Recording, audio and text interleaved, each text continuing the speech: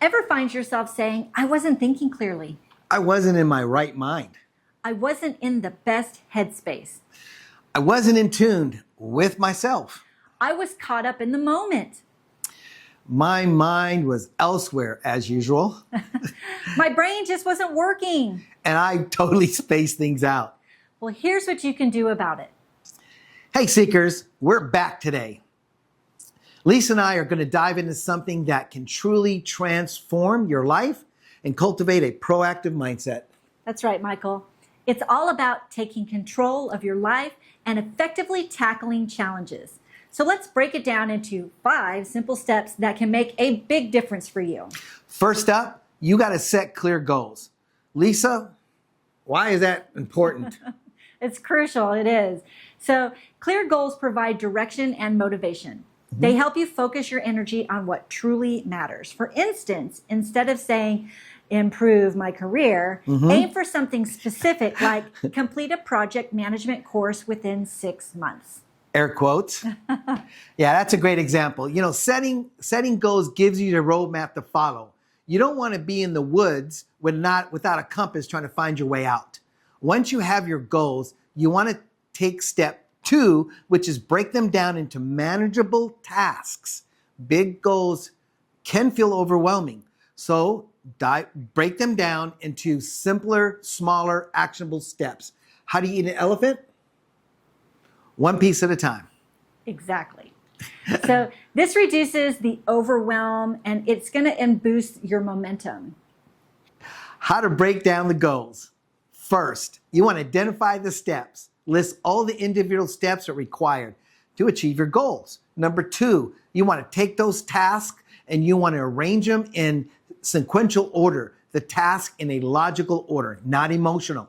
Okay? You want to estimate the time and resources. Determine how much time and resources it'll take for each task that will require. Number 4, you want to prioritize your task. Focus on the most important one first and urgent, and then work your way down. So let's say your goal is to write a book. This is good for us because we just did that. Yep. You first have to break down the manageable tasks. Okay, what are the big manageable tasks that I'm going to have to do? Got to have an idea to write a book. Absolutely. Then you want to brainstorm those ideas and create an outline. Super important to have an outline so you know what it is you're going to write about. Sure. Then you got to do the work. You got to write 1 chapter per week. And that's kind of what our plan was. That's exactly what we did. Yep. Then you have to edit each chapter after writing because there were 2 of us. We had to go back and make sure that we didn't make a lot of spelling errors or corrections, that our voice and our tone was properly, put in there. Sure. So we have different types of way of speaking. Then you want to find a beta reader, someone who's going to give feedback. They need to read your book and find some mistakes that maybe you missed along the way. And be ready for the feedback. Exactly. And finally, you got to revise the manuscript based on that feedback. Each small step is going to bring you closer to that goal. So step 3 is to seek knowledge and advice. Be a lifelong learner, seekers. Why is that important, Mike? Well, as we found out, we call it seeking. We got to seek knowledge. We have to expand our perspective on the world and our knowledge around it and improve our decision-making skills. We have to connect with mentors and read books and attend workshops to build your skills and network. It's about learning from others and growing continuously. See, moving on to step 4 is focus on what you can control. This is the key to reducing stress and feeling empowered. Identify what you can influence and take action. If you're worried about your job security, then update your resume, network, go for some interviews instead of stressing over things you can't control. Take control where you can makes a huge difference. So let me tell you a story about Sarah. Sarah faced a tough situation after unexpectedly losing her job, and it left her feeling overwhelmed and uncertain. So instead of succumbing to that helplessness, she decided to take charge by setting small, achievable goals to pave her way forward. Identifying her passion for creating handmade jewelry, Sarah set a goal to craft a few pieces and gauge her interest. So sharing her creations on social media, she was thrilled by the positive feedback that she got. And so Sarah joined a local business community for support. And there she learned the essentials by starting her business, from setting up online store to managing finance.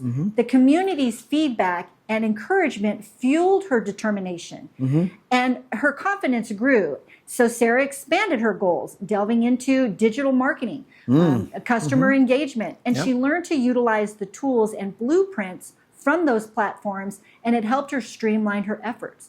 And her business flourished, evolving from a side project into a thriving enterprise. And today, Sarah's successful business, her jewelry business, is a testament to her resilience. Her journey from feeling helpless to entrepreneurial success highlights the power of the small goals, seeking support, and self-belief. Sarah's story reminds us that with the right mindset and resources, that changes can become big opportunities. Absolutely. And lastly, self-care. It's not selfish. It's essential for maintaining your well-being. That's right. I mean, self-care reduces stress.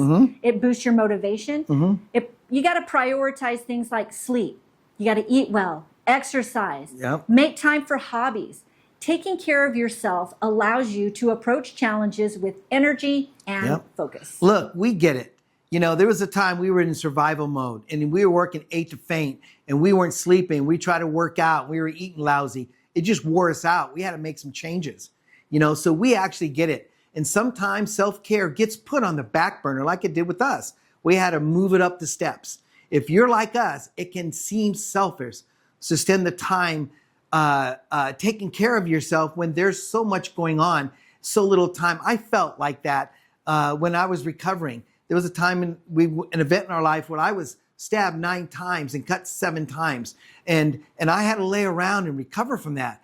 And I couldn't help Lisa when she was doing everything with our little boy and taking care of things. And my son couldn't hug me because I was so wounded.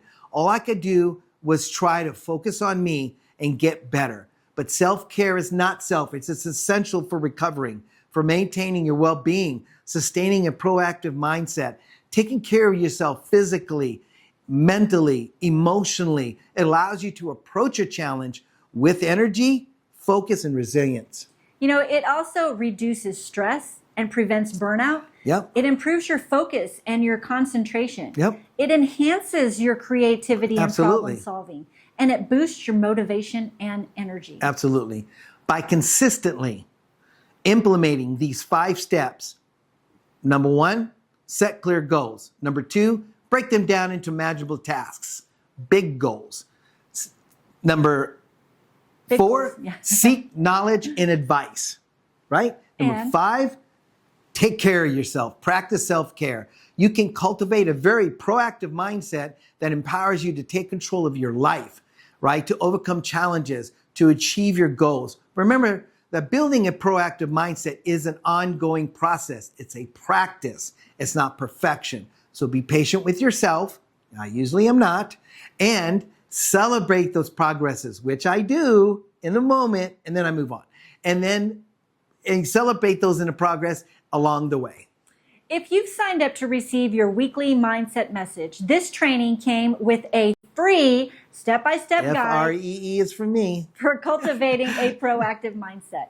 See, our mindset messages are packed with inspiration. They're going to give you practical tools, the strategies to help you stay focused, take ownership, and live with purpose every single week. So don't miss out. Click the link in our bio and register to receive your weekly mindset message on the shop tab. Until next time. No surrender.